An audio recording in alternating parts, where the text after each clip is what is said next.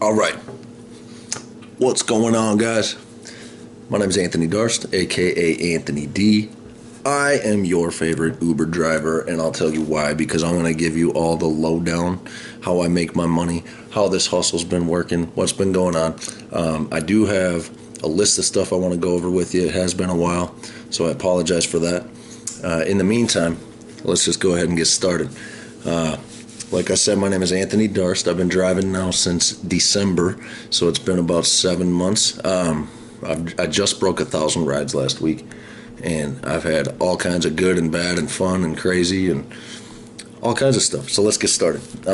First thing I want to say is everybody should have this as a backup. Everybody, I don't care if you're full-time, I don't care if you're single parent, I don't care if you're working a part-time job or what you got going on, if you're a student.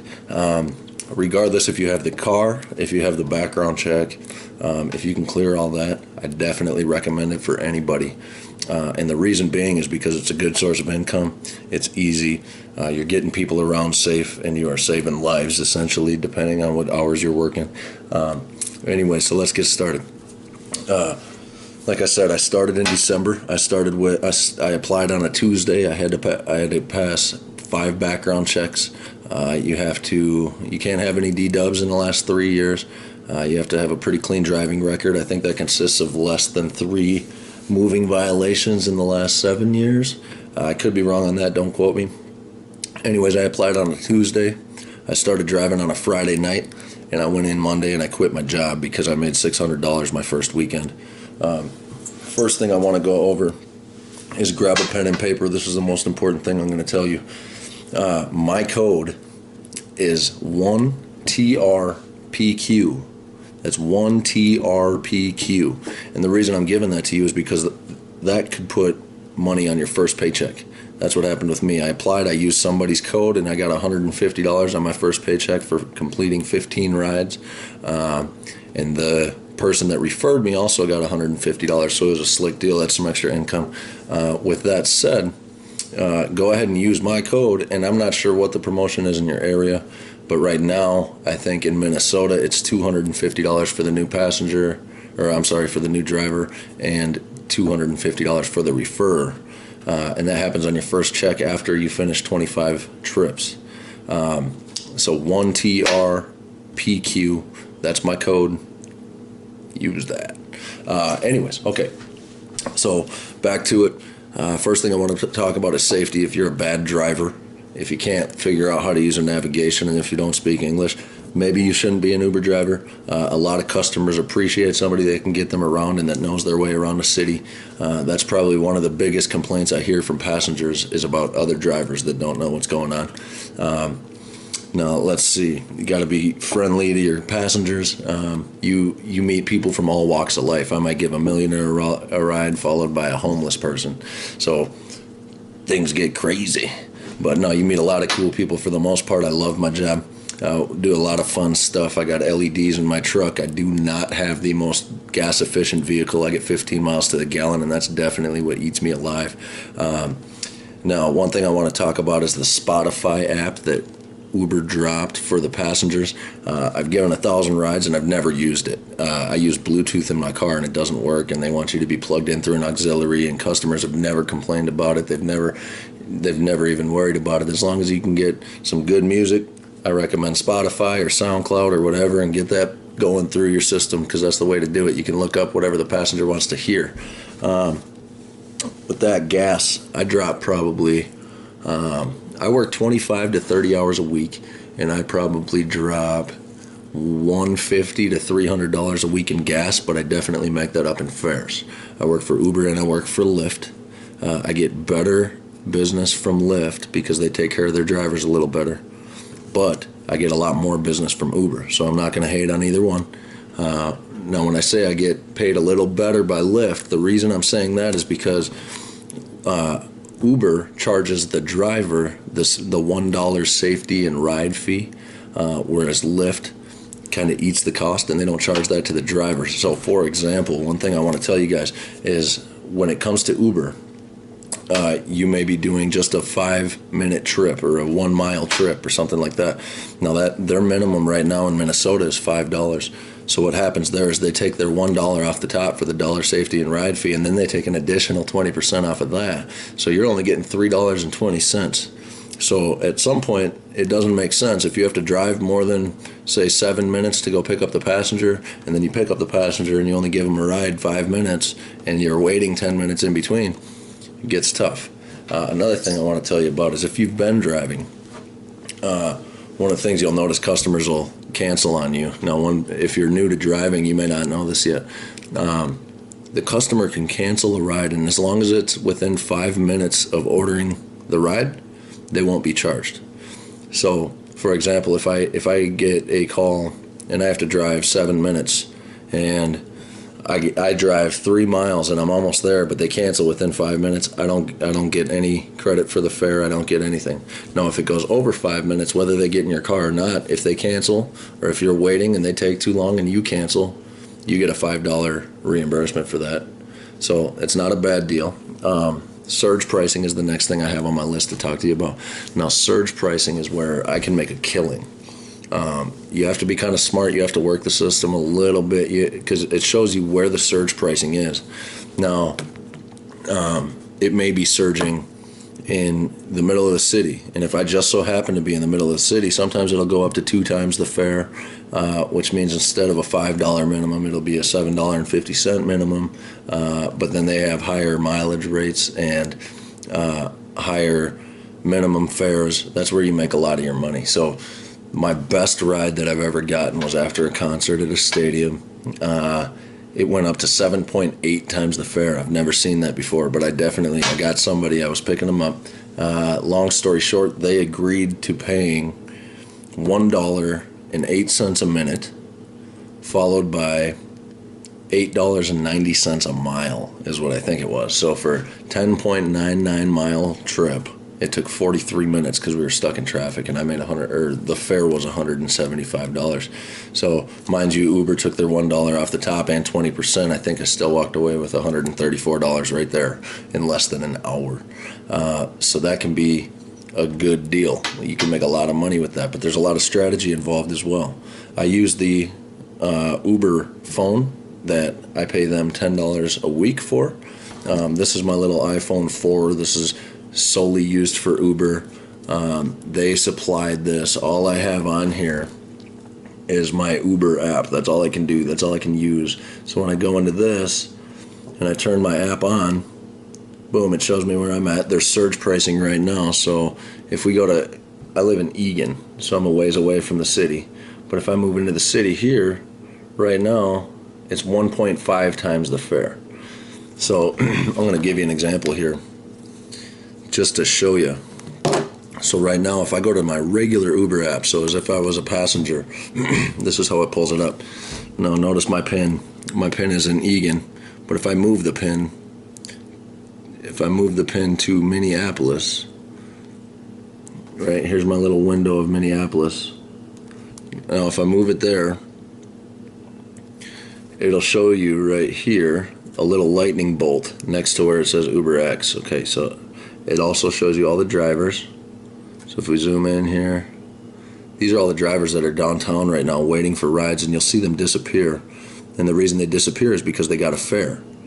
Now, when I click, it'll show you, okay, Uber right now.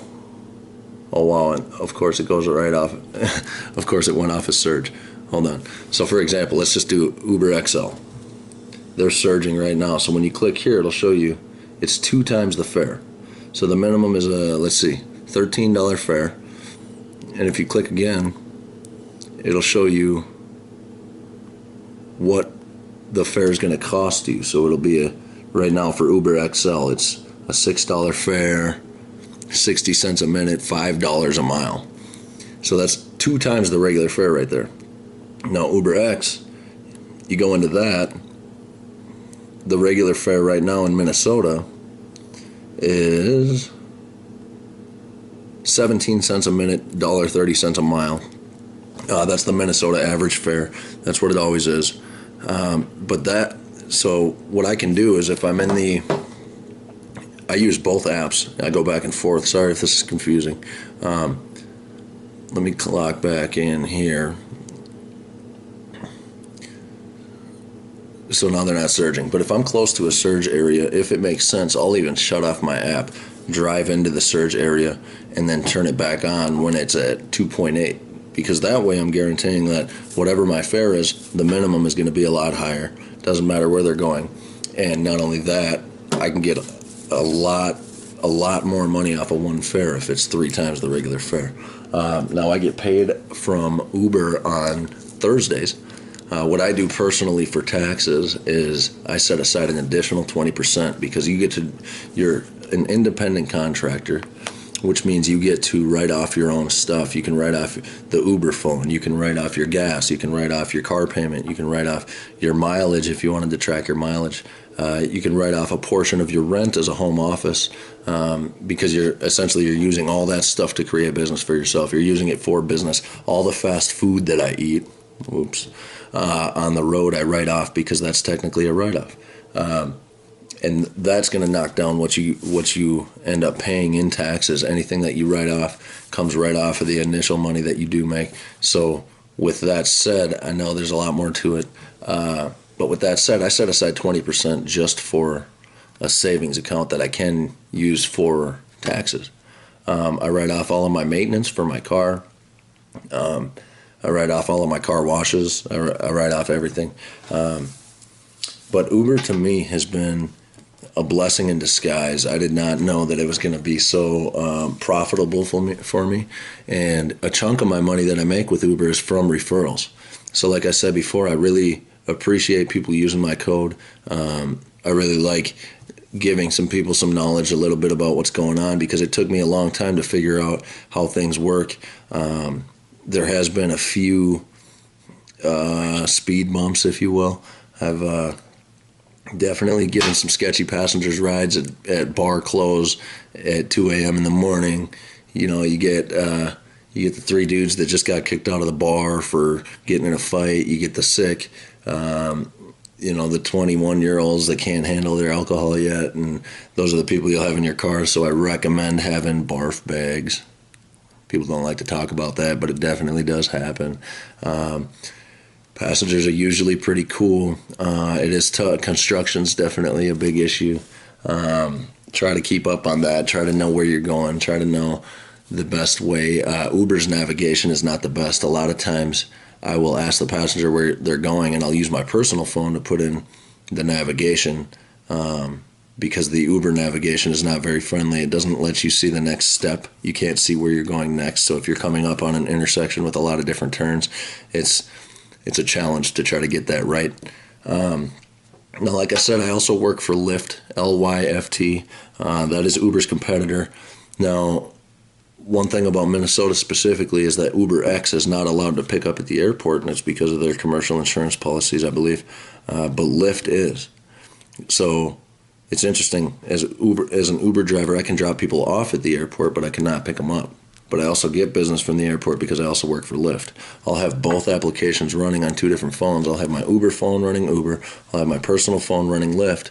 And then once I get a call, I'll shut the other one off. And that's, I would say on average, I work 25 to 30 hours a week. And I don't know if I'm supposed to talk about this, but I'll give you a little insight.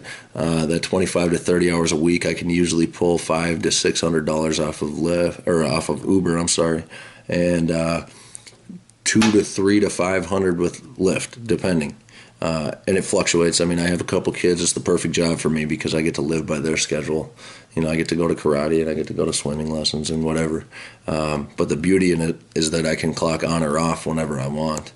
But the people I meet, it's just a networking machine. I do a lot of music on the side. I'm partnered with a music studio, and the people that I meet, it's always fun to show them the music I'm working on, or talk about what they got going on, or telling them about shows.